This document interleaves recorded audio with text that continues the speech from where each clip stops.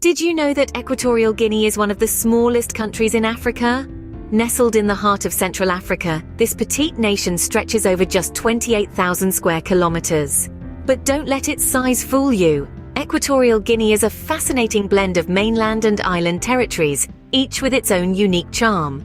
The mainland region, known as Rio Muni, shares its borders with Cameroon to the north and Gabon to the south and east. Beyond the mainland, Equatorial Guinea boasts several islands, the largest being Bioko Island, home to the nation's capital, Malabo. There's also Annobon, a sliver of paradise in the South Atlantic Ocean, and Corisco, a speck of beauty off the mainland's coast. These islands, scattered across the Gulf of Guinea, create a diverse landscape that's as varied as it is intriguing.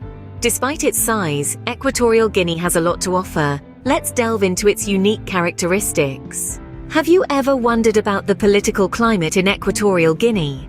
Now that's a question that might pique your curiosity. It's a small nation, but its political landscape is anything but. The government in Equatorial Guinea is often described as authoritarian. Political rights and civil liberties are not high on the agenda, which has led to some low scores in these areas globally. Now let's talk about the presidency. Teodoro Obiang has held this position since 1979. That's a long time in the political world, isn't it? Some even go as far as to label him a dictator due to the length of his rule and the state of democracy in the country. But it's important to remember that politics is rarely black and white. The political climate in any country, including Equatorial Guinea, is influenced by a multitude of factors, both internal and external. And these factors combine to create a unique and intricate picture. The political landscape of Equatorial Guinea is indeed complex and intriguing. Equatorial Guinea may surprise you with its economic paradox. This petite nation, nestled in the heart of Africa, is one of the continent's largest oil producers. Its GDP, an impressive $10 billion, paints a picture of wealth and prosperity. But let's flip the coin. The other side of this economic narrative is less glittering. Over 70% of Equatorial Guinea's population lives in poverty.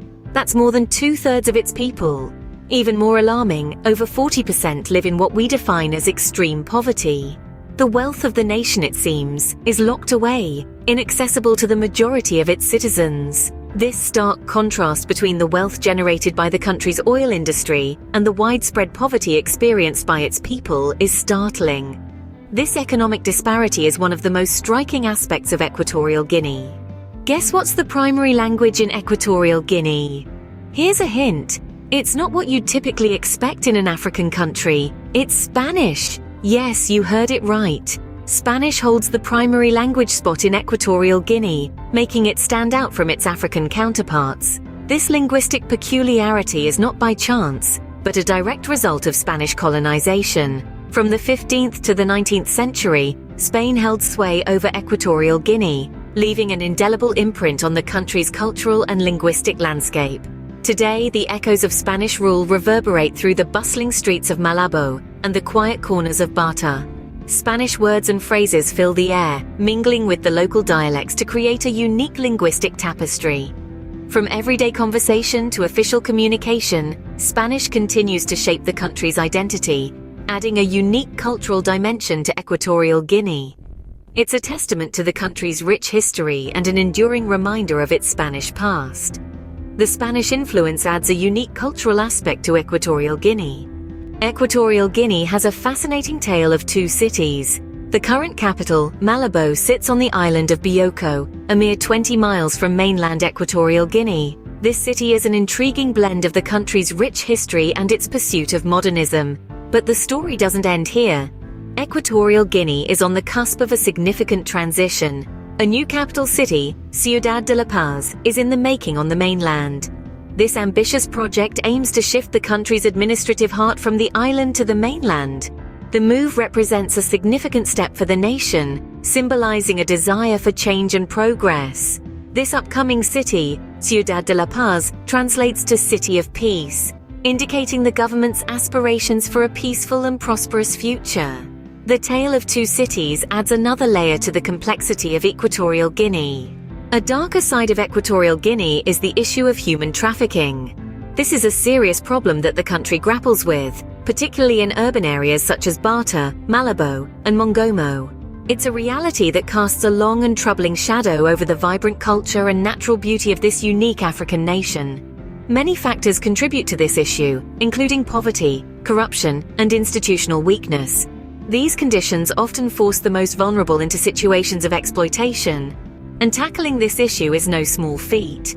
It requires concerted efforts from both the government and international community. It necessitates stricter laws, better enforcement, and above all, a commitment to uphold human rights.